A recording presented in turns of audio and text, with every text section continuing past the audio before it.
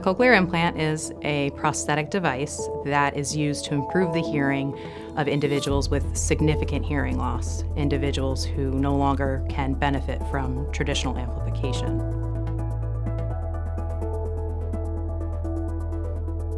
To determine candidacy, the audiologist is going to look at how the patient has accessed sound in their life through natural hearing or the use of hearing aids, and how the patient is benefiting or not benefiting from amplification at this point in their life. Prior to surgery, the audiologist meets with the patient to discuss their hearing history as well as their general medical history, and will assess their hearing as well as how they perform with their hearing aids. So we want to assure that the patient is fit with appropriate technology, and then we'll look into how they access sound and how they understand speech with the amplification that they have. The assessment that's performed before surgery is something that's a bit different from what individuals with hearing loss have probably undergone for most of their lives. So we are going to test their natural hearing, but we are also going to look at their speech understanding abilities with their hearing aids. And we do that in a variety of different conditions to look at how we can best maximize their hearing with hearing aids, and to see if that alone is not sufficient for them to communicate in everyday life. After that, the patient will meet with a ENT or an ear, nose, and throat doctor for a medical evaluation. The medical evaluation will include an extensive physical exam and medical history, as well as imaging of the structures of the inner ear prior to placement of the device for surgery. The surgery is an outpatient procedure. It takes about an hour and a half to 2 hours, so the patient is at the hospital for about a half a day. They go home the same day, generally feeling maybe a little off balance and tired from the anesthesia, but overall, not a lot of side effects immediately after.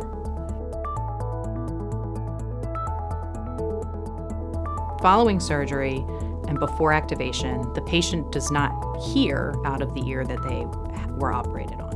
They generally wear the hearing aid on the opposite ear and are able to get by okay for the next few weeks. After about 3 weeks, just to allow the incision and the surgical site to heal, they return to the audiologist for activation. At this appointment, we take some measurements from the implant and make a connection between the external processor and the internal implant. Then we set the levels, or we program the device so that sounds become audible to the patient but are also comfortable. And we make some adjustments to these levels to try to get the best amount of sound clarity that we can.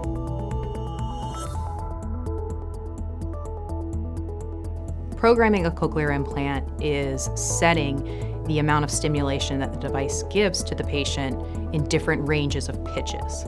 These ranges of pitches help the device transmit the sound that's coming in acoustically to an electrical signal that the brain can then use to understand as speech. So when we program the device, we're going to set these different levels of stimulation to ensure that sounds are audible to the patient, but also comfortable. While cochlear implants are very complex systems and sophisticated technology, the use of these devices does not have to be overwhelming for the patient. There are batteries to be recharged, just like a lot of technologies that we use nowadays. But the device now is much more robust than it used to be. So the device can handle a certain amount of moisture, and we don't have to protect it from things, dust and moisture, the way that we used to. It can be very low maintenance for patients that need something to be very simple that they just put on and are good to go. And for those who maybe like to have a little more control and make adjustments to their device and have accessories that the device works with, you have those options as well. So there is an implant and an implant system really for any lifestyle. One of the important components of MSICE is our research program.